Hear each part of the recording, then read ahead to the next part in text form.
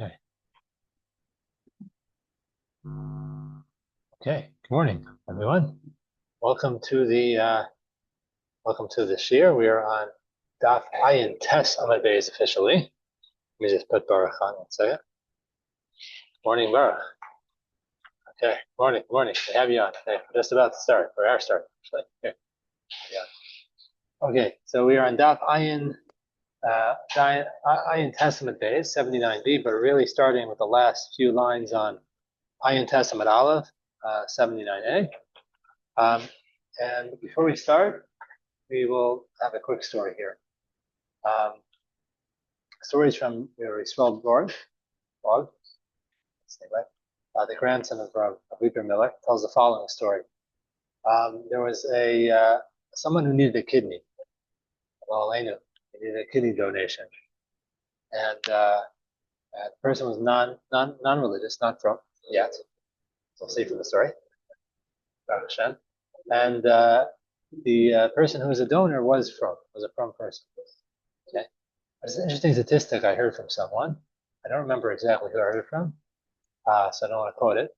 He said the following: in Columbia Presbyterian, which is a hospital in New York City, one of the places that does kidney transplants, they have a number. I don't know how many they do a year, but most of the kidney transplants are done by relatives. People, I think, because they're matches, that more close, easily to match, I guess, and also people are more likely to donate a kidney to someone who's a relative.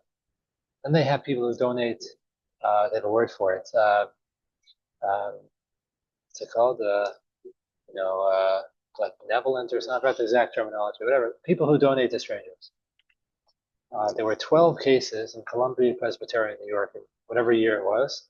12 cases of people who donated to people who didn't know. What percentage do you think were from Jews? What? Now they know, yeah. 12 of 12, 100%. That's a pretty amazing number, I think. But anyway, I know it's pretty amazing. But in any case, so this from Jew was donated a kidney to another Jew, but the other Jew was not religious yet. So he gave his kidney, and I think they eventually meet before or after, or whatever. I don't know. There's a way they do it. They have a whole system. And so the kidney they're looking for was. Oh, excuse me. Excuse me. Sorry, that's a lot. Okay. So this gentleman who needed the kidney, so they found a good match. The match was a from Jew, so the non-from Jew needed it. So fine, they did it, and they went through the surgery. It's a bit of a operation, to say the least. And they go through the surgery, and after they're done, they give the medication, the anti-rejection, to hope that it goes through. And it went through very nicely, and the body accepted the kidney, and did very, very well. It did very well afterwards. They noticed one little hang-up, very, very strange thing. Every Friday night till Saturday night, a person, a non-religious Jew, who had a kidney, was in a lot of pain. There's a lot of pain from the transplant. They couldn't figure it out. Okay, so the next Saturday they went, they tried it. Saturday night was gone. No pain. Next week, all good. So next Friday night. The next Friday night, the person's in pain again. Saturday night. They started looking into this. Oh, what's going on over here? They realized that the original owner of this kidney, the original possessor, what did I call it, person who had this kidney previously was a Shomer Shabbos Jew. He kept Shabbos.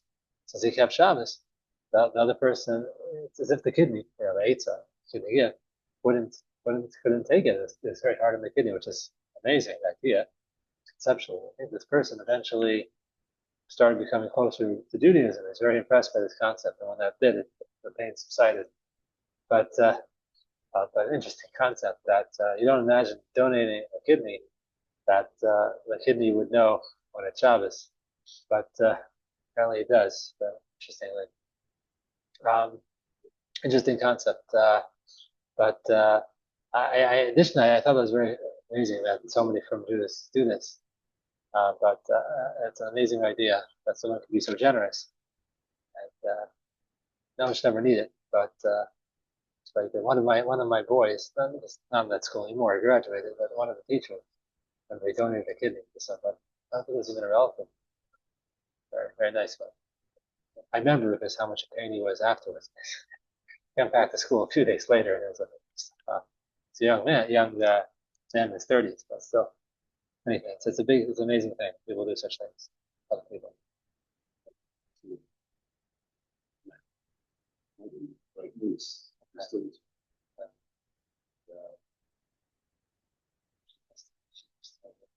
Check out so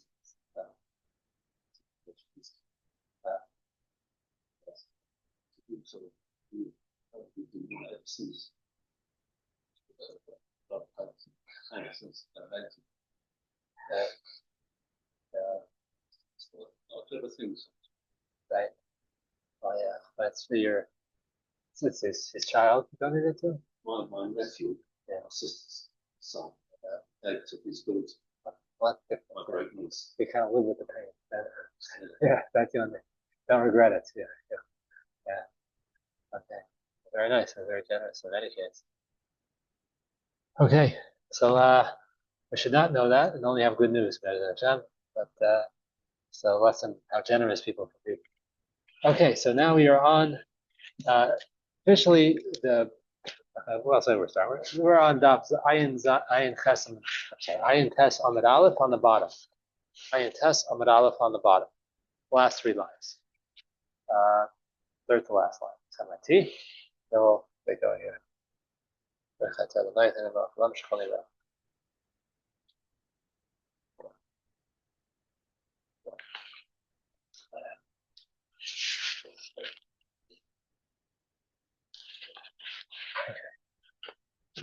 Okay, so we're right on the bottom of Ayin Tes Amid Aleph, third to last line. I'm Rav Zera, right there. So we're discussing the concept of, as Alan was discussing before, the concept of a woman who, after she's married, she gets some sort of inheritance. So this particular case we're talking about is the inheritance being like a cow. We're going to talk about that. We're going to talk about other things today, different types of inheritance. And we're going to continue with that, talking about what happens if she gets servants, and then we're going to talk about the husband now is the owner of the husband. The wife owns it, but the husband gets all the produce from the field. He works it. How does that work? What if she gets divorced? How does it work? So we'll discuss that today.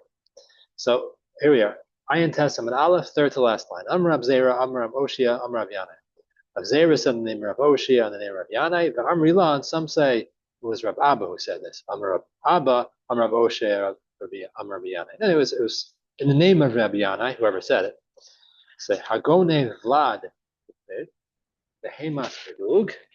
A person steals Behemas Bedug. Lug means like nifsing Bedug. It's possessions that the woman brings in. In this case, it's inheritance, let's say. So Rashi says, Nafla Behemi Birusha. She inherited this animal. And the situation, like all these cases, that the wife maintains ownership over it, but the husband gets the payros, he gets the produce from it. So the produce of like a female cow is the offspring. So let's take that for a second. So presumably what would be the case would be that the woman would maintain ownership of the cow, and all the calves, whatever you call them, that are born from this cow, female cow, would be the husband's. Right? Now we also know there's a concept of kefil. Somebody steals something, and the witnesses come to court. They say he stole it before he admits, and then he has to pay kefil. He has to pay double what he stole. So if he slaughtered the animal or sold the animal, it'd be different. But let's talk about just a case where he stole it, and then he's caught stealing it. There's the witnesses come and testify. So now the thief has to pay back double. Has to pay back the animal and the value of the animal as well. So who does that additional payment, that kefil, go to? So let's get the case again.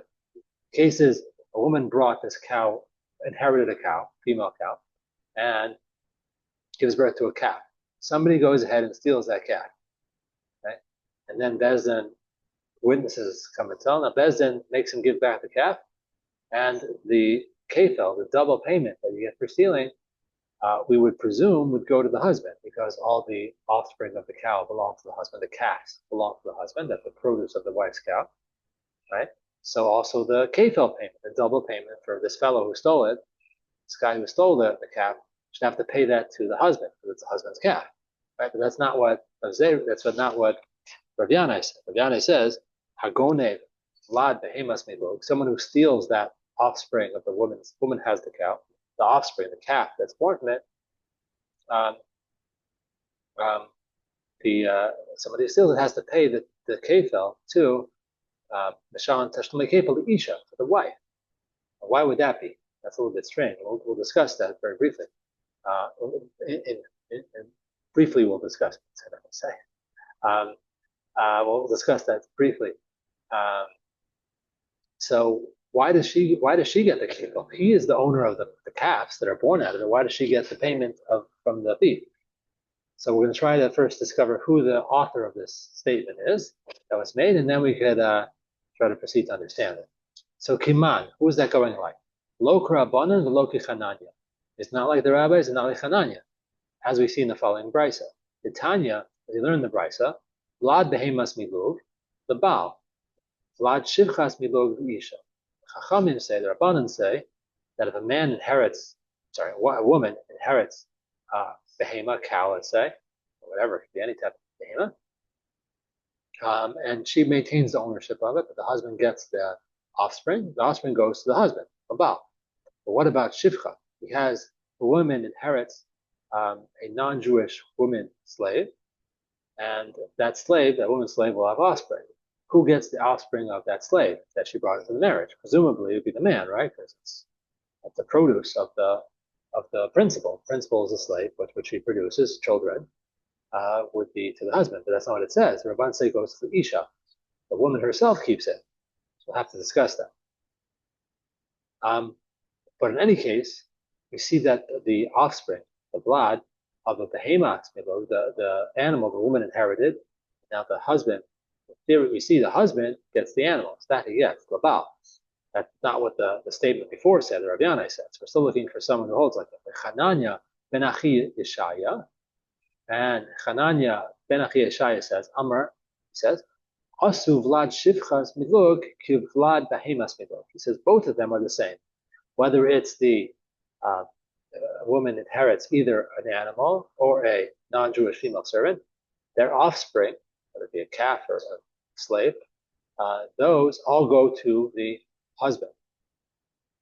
So the question is, it seems like everybody holds, both the Rabbanan and Hananya, they both hold that a woman who brings a cow, who inherits a cow, the offspring, the nichsei miluk, from that would go to the wife. Would go to the husband. And Rav Yanai said it goes to the wife. Which one is it? It doesn't seem like Rav Yanai is fitting with either Tana of the Brisa. So we say, Afilu Tema Divrei Akol. Really, you could really say it's everyone, either Chananya or the Rabbanan. Why? Pera tiknu le Rabbana. Pera de pera lo tiknu le Rabbana. When it comes to the produce, the offspring, the profits of something that a woman inherits or brings in as next thing alluded to the marriage, those go to the husband. But the secondary gain, like the offspring of the offspring, the produce of the produce, the profits of the profits, that does not go to the husband, that goes to the wife. What is an example? Tosfos discusses that. What is that? What is a profit of a profit? It would, produce of payre to payre. What's that? That's like this case. This woman inherited a female cow.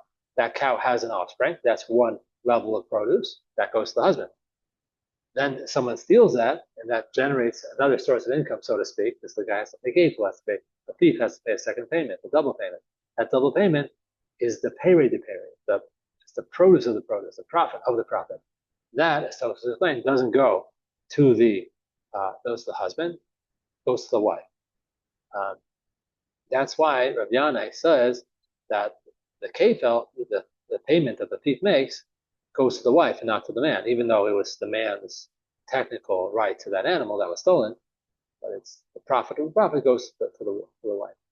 Right. Why, in general, when a woman brings in something to the marriage, which we've been discussing before, the husband gets the process, the profit, the produce, whatever, fruits. Why does he get that? We'll discuss that shortly.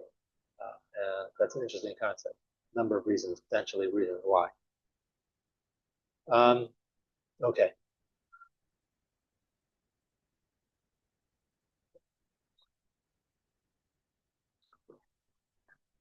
Okay, now we're going to continue to analyze what the opinions we brought here. Again, we brought the opinion of two opinions, the Rabbanan and Hananya.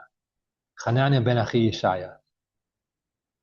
So according to Hananya ben Achi Yeshaya, it's called Hananya, that's for short. According to Hananya, yeah. The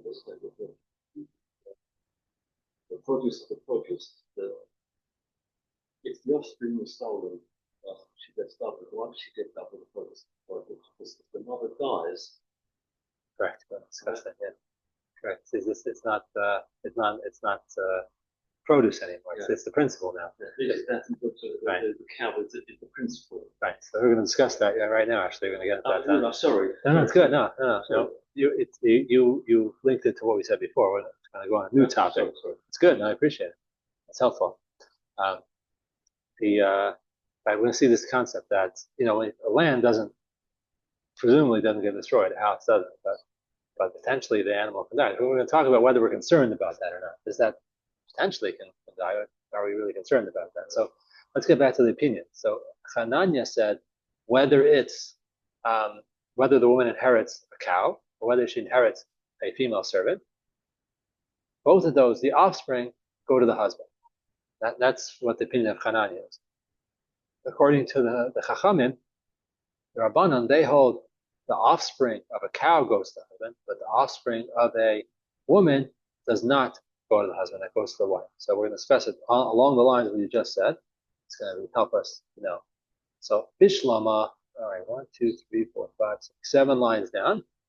The last word in the line is Lechananya. Second to last word. Bishlama Lechananya, I understand Hananya's opinion. That's because we're not concerned about the potential death of this cow or the potential death of this female servant. Not something we're concerned for. Yes, it happens, but we still look at it as that animal or that woman as the principal. And what she produces is the offspring. We're not worried about it's going to be this. It's going to not going to be anymore. We're not worried about that. So therefore, the produce of that principal, being the cow or the female slave, their offspring, goes to the husband across the board. That's Hanani's opinion. El Rabbanan, but according to the Rabbanan, Ichaishi Lamisa Afilu Behemas Melugnami Law. According to the Rabbanan, if we're concerned about potentially that the principal may pass away, the cow or the female slave, and therefore they're not looked at what their offspring is, they're looked at actually as the produce themselves. So therefore, then it should be across the board that it goes to the wife, it doesn't go to the husband, because those are fruit, not the principal. So in both cases, whether it's the animal or the female slave, should go to the woman, but it's not the case. Either Rabbanan hold the produce of the cow, the calf that's born, goes to the husband. It doesn't seem to fit. If the Rabbanan are not concerned about the potential possibility that the woman, this female slave, non-Jewish slave, or this cow will pass away, they're not concerned about that, then afilu vlad shivcha milug nami, then even the offspring of the female non-Jewish servant that the woman inherits, that should also go to the man. But she doesn't. That's not the case when it comes to the Rabbanan. Rabbanan have this disjointed, it seems, opinion that's not going across the board. So the Gemara says, "La'olam chayshi lemisa." Now, really, the Rabbanan are concerned. They're concerned that the female servant will die and the cow will die. So why is there a different opinion? Why does the offspring of the cow go to the husband, and the offspring of the shifcha, of the non-Jewish female servant, go to the wife? Shiny behema ika ora, because even if the animal dies, the principle is not gone. There's still something substantial left. The hide of the animal still has value, significant value. We'll talk about later today and tomorrow how significant value it has to be around for it to be considered principle. But we'll talk about that. But this is enough. So therefore, when it comes to an animal, we always look at it as the principal, and therefore the offspring of the animal will go to the husband. The female servant, if she dies, that's it. So we don't. So therefore, she's kind of like the produce, not the principal. Consequently, the offspring goes to the wife, not the husband, according to the Rabbana. Okay. So Amar Rav Huna Bar Chia Amar Shmuel. Rav Huna, the son of Rav Chia, said in the name of Shmuel as follows: Halacha ki Chananya. Halacha is like Chananya, that whether it's a woman who inherits a cow or a female servant, the offspring, direct offspring, goes to the husband. That's the pay, that's the produce, that's the profits. It goes to the husband. Even the maidservant, yeah. So we're not apparently not worried about that.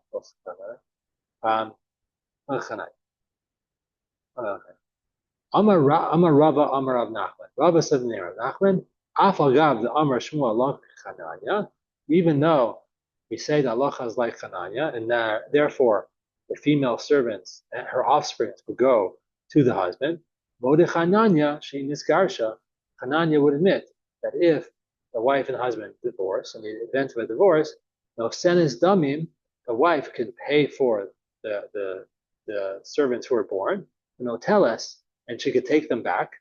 Why? And they shevach beisavia, because it's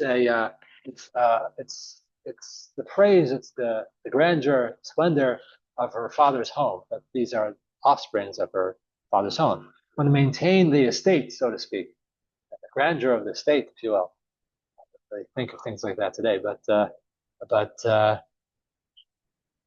that's the way it is. And we, even though technically, as we said, the offspring goes to the husband as the husband's, but she's allowed to purchase it in events of a divorce, because we want the offspring, the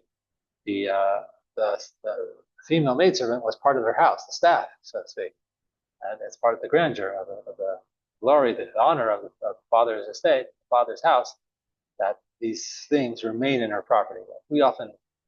We compare servants, non-Jewish servants, to land. If we're familiar with the concept that land brings glory to the home, this is both the estate and the land that the person owns, the forests, the fields, etc., etc. So it's with the servants, same idea. It's part of the grandeur of the father's estate. The husband keeps the Melagano and the maid servant. He keeps them, but that's the wife. It belongs to her. The project still belongs to the husband to get divorced. No, so this is where it's tricky, because the animal, the original animal, or the original maidservant are the principal. Not the principal. The offsprings are like fruit from a tree, and those become the husbands. So those, the husband gets to keep. He keeps. Yeah, but according to what we just said, the woman has the right to buy those servants back because they bring glory. I know it's tricky because we think of humans or animals. We think of, well, that's the principal. It's not the principal anymore. Once it's born, yeah, it's like a fruit. It's like fruit from a tree. So if it was a field, for example, he doesn't get the produce. He doesn't get the produce after they're divorced, or he does. Because we've known that if we don't get divorced, he keeps the produce. She keeps the produce. It is her land. Wait a second. Let's go back to the Mishnah. Right. So it depends. Yeah, it depends on. It's a very tricky Mishnah. It's going to get trickier. When it was and how it was and who. Yeah. Okay. So again, your question, and you're just jogging my memory. Yeah. If they get divorced, right. He keeps the melog animal, right? Yeah. And the maid servant's child, that she can buy him back. Yes. Or her back, whatever. Right. Okay. But didn't we learn before they get divorced that it's her land, and he doesn't get the produce anymore if they get divorced. Right. She keeps the produce. Right. If it depends if it's connected, attached or not. But once it was separated, the produce is separated, he takes possession of it, and then the divorce happens. So that's definitely his. If the question is, the Mishnah is what's the status of this produce? Is it still attached to the tree, or is it not attached to the tree? If they go through a harvest, for example, and he gets the produce of that field, takes it, turns it into wheat, takes it, then it's his, then that's his. Then when they get divorced at that point, he gets to keep that. Even after divorce? After the divorce, because he already took possession of that. I'm sure you can't yeah, so yeah. So, oh, yeah. Very exciting stuff. Okay, so Amar Rav, Amar Rava, Amar Rav, Amar Rav Nachman, Amar Rava, Amar Rav Nachman. Rava is the name Rav Nachman. It's about third way down. The first one line is Mipnei, about across from the second Tosa's Pera, there. One above that, or it says Amar. There should be a dot, or if you don't have a dot. So Amar Rava, Amar Rav Nachman. Rava said the name Rav Nachman. Ichnisa lo eiz lechalva. Now, the woman brings in a goat for milk, for her milk with the goat. Now, until now, we were talking about lamb, woman bringing in lamb. Then we talked about a cow. Talked also briefly about houses and trees and palm trees and vineyards. Now we're going to bring in other things, other interesting things that a woman potentially could bring into the marriage, which are a principle and also produce something to it, so they can keep it that way. For example, eiz lachalva. Woman brings in, inherits a goat, female goat, that will bring milk. They can keep it. She holds on to the ownership of this goat, and the husband gets the milk. Rachel legizasa, she brings into the marriage a sheep legizasa, and he gets the for its shearing, so the wool that you take off. The tarnagolas lepeitzasa, and she brings in a hen for its eggs. She keeps the hen as a principal, and the husband gets the eggs. The deka lepeirosa, and a palm tree for its dates. So how does that work? Obviously, there's a principle there that the woman keeps, and the woman keeps and the husband gets the produce. Ochel v'holech, he gets to eat it and go. In other words, keep going and eating it. Acha tichla keren, until the principle gets used up. Now, for example, say that all these things, if they get divorced, right? Does he still come back and get the milk from the goat? No. Does he get the sheep from the wool? Does he get the acorn from its fruits once they get divorced? No, as long as it's attached, he doesn't get it anymore. He doesn't get it anymore. Yeah, that's not his anymore. Right. Yeah, not his. Yeah. But isn't that the same as before? No, the servants. The cow. The cow and the servants are detached already. They're already detached. Once it came out of the mother, right, it's detached. If it's in utero, I guess that'd be the equivalent. It's pregnant. But these are as well.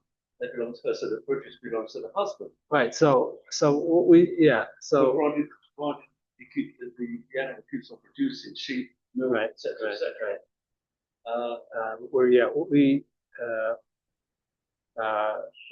Hold that thought, because it's actually a bit of a machlokas. If it's attached when they divorce, who gets it? It's a machlokas. You're a Shimon and a Chavan. No, you weren't involved. You weren't involved. Very good for you. Never get involved in machlokas. Very good. Okay. So why does it work? Because why does the system work? Because even though the principle is used up, but at the end there's still something to it. The principle is never truly used up. Because in the end, even if he uses up all the eggs, I guess the chicken runs out of eggs, or becomes older, these animals, they do die eventually. Still, the goat and the sheep still have value because of their hide. And the chicken has feathers, and the palm tree has wood. So even though he milks them dry, that's what you say, and there's nothing left to them, and they eventually go, the tree or whatever, they still have some sort of principle left to them, and that's enough. That's enough to consider a principle that's maintained in the woman's hands. Okay. Let's continue. Amar of Nachman. Nachman says, "Ayla le glima, peirahabe, nichsebe v'azal ad dechalya."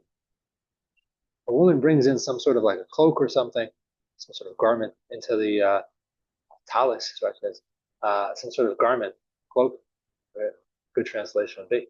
And that the husband gets to use. It's like the peros, and he uses it until it's worn out. The principle still remains, because the rags or whatever, the leftovers rags are still there. So it doesn't need to be a tremendous amount of leftover. It's a little bit. This is going to be a discussion today and tomorrow how much, but even a minimum amount is enough to consider that the principle remains, and the husband gets it, uses it, as long as there's something left over, that's good. Kiman, who is that going to? Who is Rav Nachman going like? That you only need a little bit left over. You saw that from Rava, Rav Nachman before as well. This concept that as long as something's left over, the palm tree, as long as something left over, the wood, as long as here, as long as there's some rags left over, the husband can use it, and the principle remains by the woman, even a minimum. Who is that like? Ki Tanya, like the following Tanya, the Tanya we learned in the Brisa, Hamelech v'hachol, salt, as Rashi points out, it's she inherits Alsfas Hayam Charitzin Asuyim Shemehayam Nichnasim Behem. There's some sort of like I don't know the exact word, like an inlet, like a little bit of an offshoot of the sea. Now they have this, I think, down in Eilat. I think that's what it says on the salt containers. Salt, sand, and salt works. Salt works. Okay, so you've seen the pictures on the salt containers, right? The water goes off, and here in the Yam HaMelech salt, the Dead Sea or the Red Sea salt, whatever they get. So they have the woman owns like a little inherits rather a little offshoots, works whatever of salt, and it dries out, and then first case refers to a seashore property containing ditches. And if salt water enters and is trapped, some evaporates and water leaving the salt behind.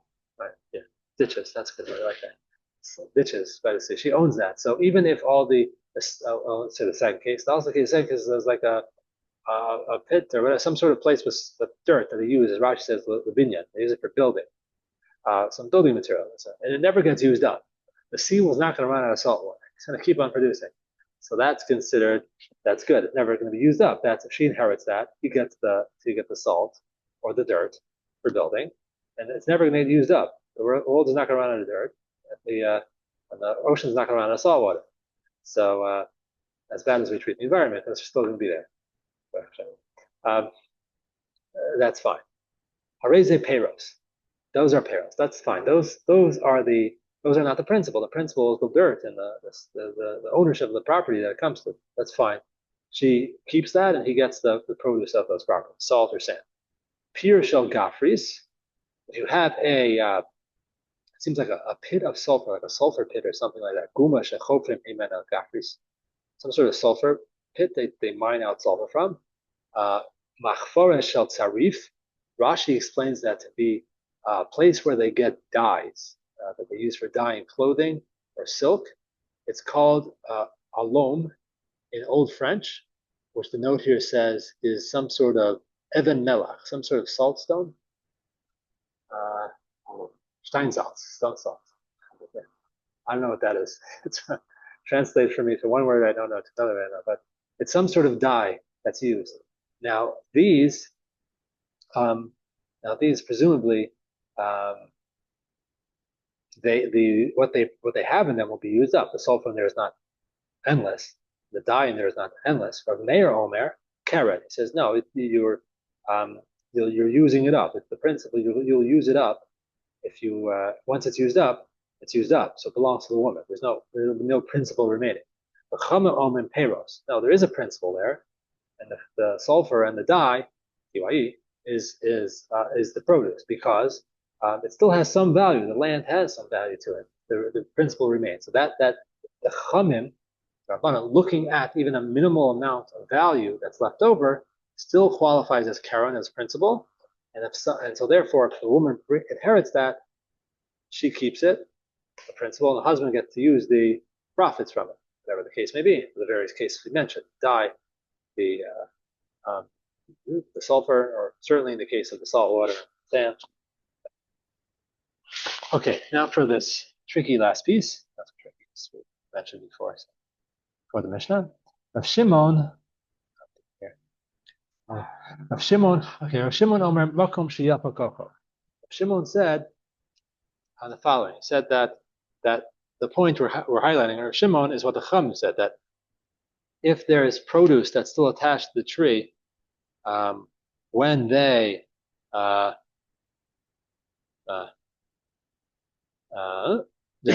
produce that's there as attached to the tree belongs to him. Belongs to him. Let me see the contrast.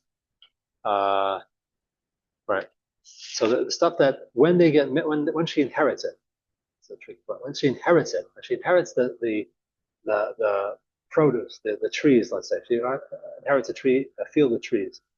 So there's going to be produce on the trees. Who gets that? So Chachamim, referred to as the Tanakama here, it's right before Shimon.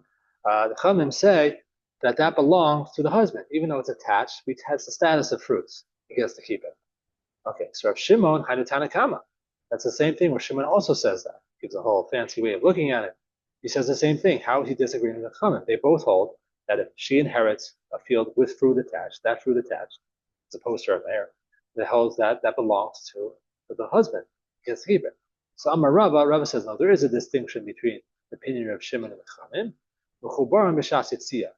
Fruit is what you were mentioning before, Alan. Fruit that's attached to the tree, when they divorce, it could be naya. That's the case we're discussing. According to Rav Shimon, as Rashi says, when she goes out, the attached fruit belongs to her, and according to Chamim, belongs to him. That's the distinction between the two cases. Okay, so that was so far. Now we're going to talk about Mishnah, a new case. What about they inherit slaves, inherit vineyards? Hinted at these before, but now we're going to analyze it straight on, following Mishnah. Okay, see?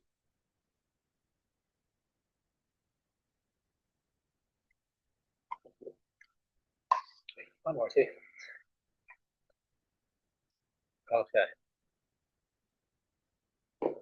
Okay. More, sorry. Okay.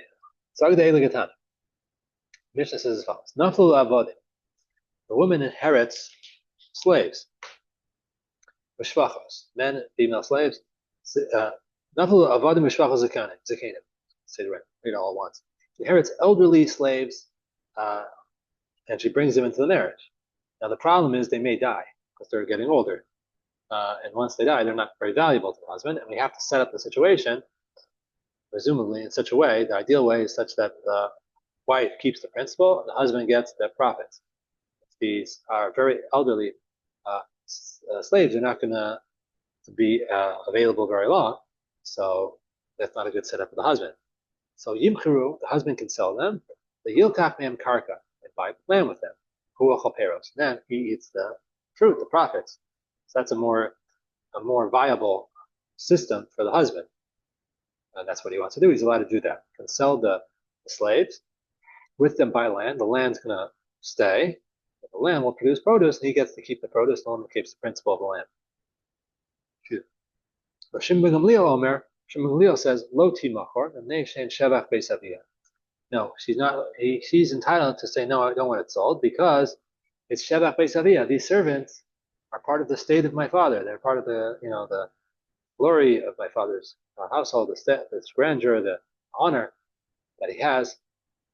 She's allowed to prevent the sale, even though they're not necessarily going to be the most productive if they maintain them, the servants. So the Mishnah continues, a second similar case. Nafulo Zaysin Bigafana. She inherits olive trees and a vineyard or grapevines. Zakanim. Nafulo Zaysin Bigavanim Zakanim. She gets withered, I guess, older olive trees and wine vineyards. So Yimkru Yilkach Behem Karka. Same idea. These vineyards and olive trees are past their prime. They're towards the end of their lifespan. They're not going to be able to produce much for the husband. And the husband wants a situation, his right, to have the principal maintained by the wife, but have a situation where he can get the profits or the fruits. In this case, so he's entitled to sell it. But Yehuda here says what Rav Shimon Gamliel said in the first part of it. Yehuda Omer Lo Timkor Mimnei Shein Shevach Beis Aviyah. No.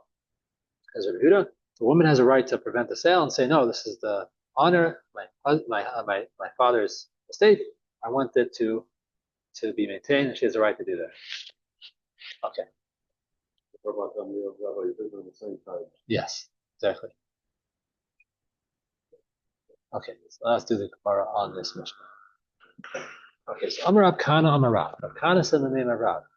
Machlokes. This machlokes, let's talk about, specifically addressed to the last case, the case of the fruit trees, where he said, Tanakama said that the natural sounds are Vate Chalish, the instruction sounds, Baruch Hashem. Amrav Kana, so that's not all Eretz Yisrael, they're building so much, Baruch Hashem. Okay, Amrav Kana, Amrav. Rav Kana said the name of Rav. Machlokes shenaflo b'sad shalah. When this machlokes between the Tanakam and Rabbi Huda about whether he can sell the olive trees or the vineyards to get land for it, when is that machlokes?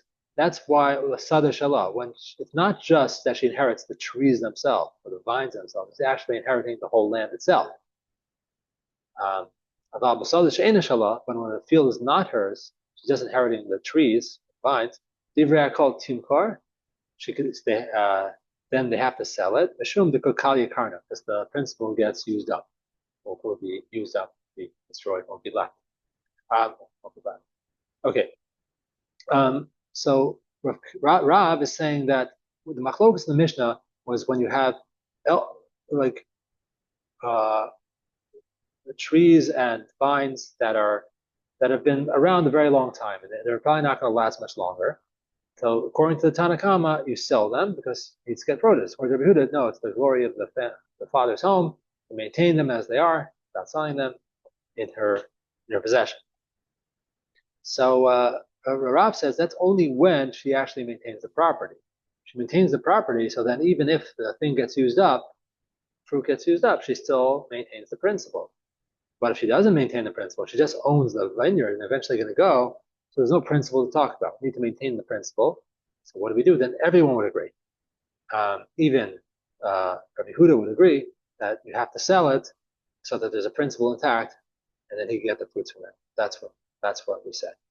So Maskif law of Yosef. Rav Yosef asked the following question. But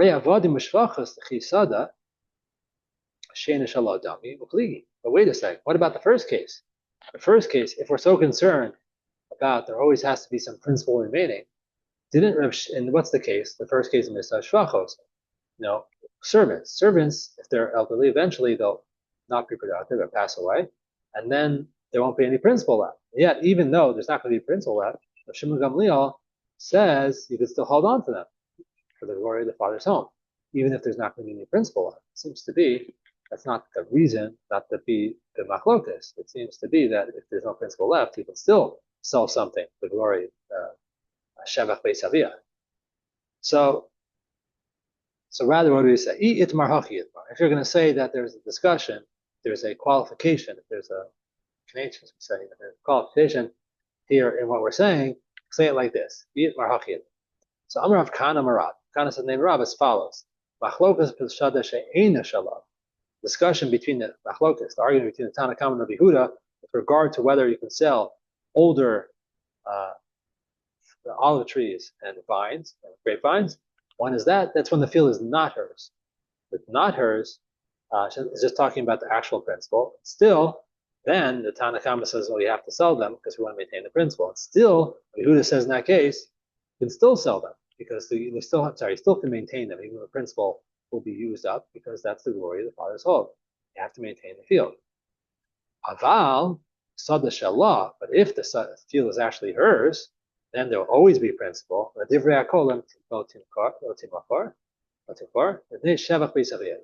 everyone will say don't sell it because everyone would agree if there's always going to be some principle, then even the Tanakama would say no. So then you don't have to worry about it. If there's land actually involved, so even if these olive trees wither or the vines wither and there's no fruit anymore, that's fine because there's still a principle maintained. Therefore, because of the factor of you want to maintain the Sheva B'Chavia, the glory for father's home, you could still you could sell it according, you could maintain it, hold on to it according to everyone because the principle will always be there. So that's the next Mishnah. Now, Gemara is going to go on to another Mishnah, a brief Mishnah. There. This is the next Mishnah. We're going to go back to the topic of land.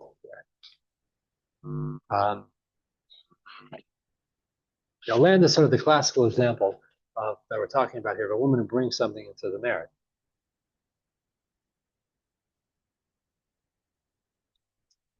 So we're going to have the following case. Hamotzi hotzaos al nichse ishta. A person, the husband, the wife inherited a piece of land after the suit. Regular case, she gets married, and they get married after they're fully married. She inherits a piece of property, and now the wife maintains the principal. She maintains the ownership of the land. The husband gets all the fruit. So presumably he's going to work it, hire workers. So we'll see tomorrow, and he will get profits out of it. So the Gemara says as follows: Hamotzi hotzos al nichse ishta. Person who pours money into it, who spends money on the property of his wife, the land, to make it grow. He puts some seeds, or puts some fertilizer, waters it, whatever costs he may have or effort. That's what he does. Hotzi harbe v'achal kima. Whether he put a lot into it, he invested a lot, but only ate a little bit. In other words, literally, he invested a lot, but only got a little bit of profit.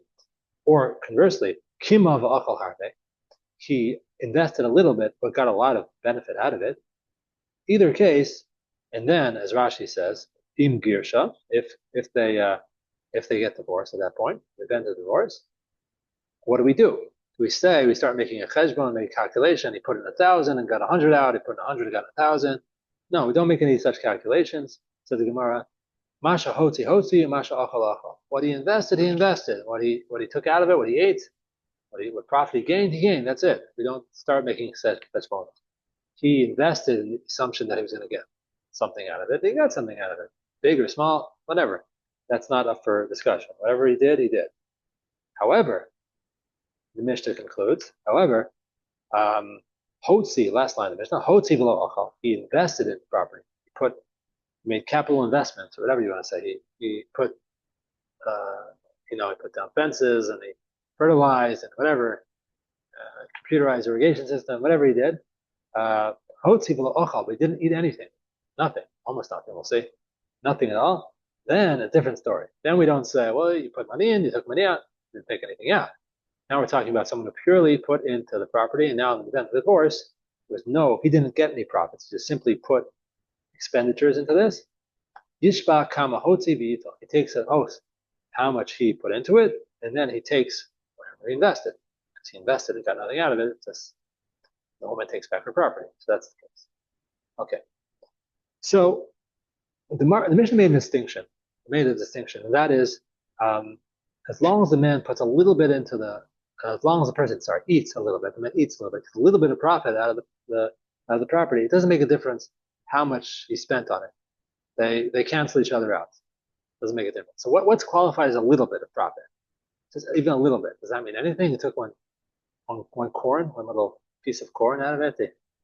He took like an eighth of an olive. That's it. He pulled an olive leaf off the tree to, I don't know, whatever. What does it mean? The kama kima says, what's it mean a little bit? So Amar Rabbi Asi says, Afilu grogeres achas. Even one dried fig. I don't know what those go on the market, but not a lot. Should have gone for a hat instead, right? That's little. But we qualify.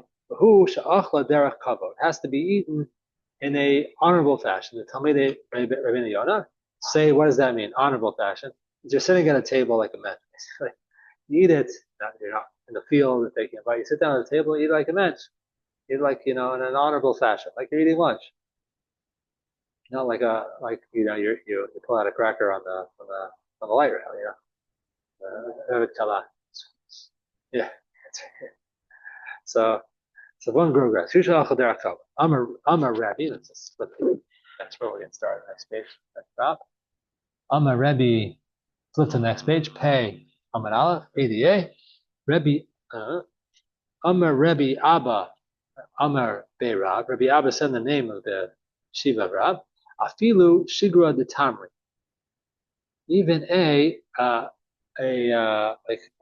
pressed dates. Exactly how much litro, it's called like 6 eggs worth, whatever, some sort of not tremendous amount of food. Even that amount of pressed dates would be sufficient if the husband eats that much out of the field, then irrespective of how much profit, how much expenses put into the field, then divorced, they would cancel each other out. Wouldn't be part of the chayv. Okay. Boy Rav Bibi chuvtza de tamri mai.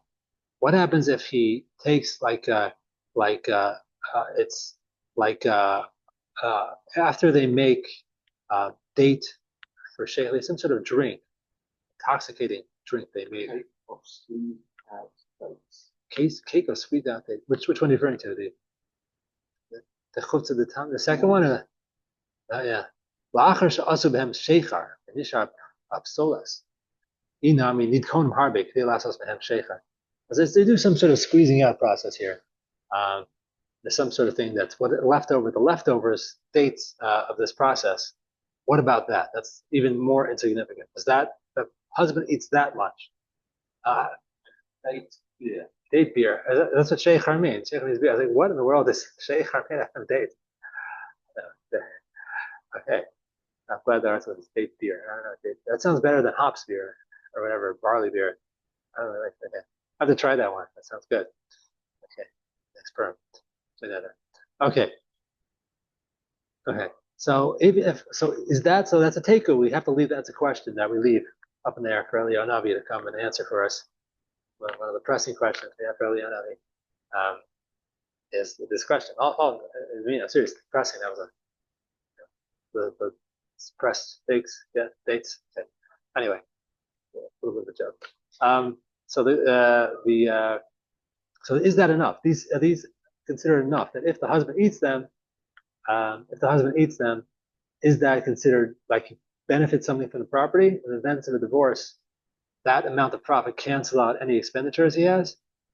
So some of them it's yes. This last thing, these pressed figs used for what's left over, what's used in beer, sheikhar, I guess. That's a question. I have to leave that for discussion. It's a show. We'll find out. Fiasco. It's a show. Okay, we'll hold here for today. Thank you everyone for coming, and I'll pick it up tomorrow. That's what I showed you.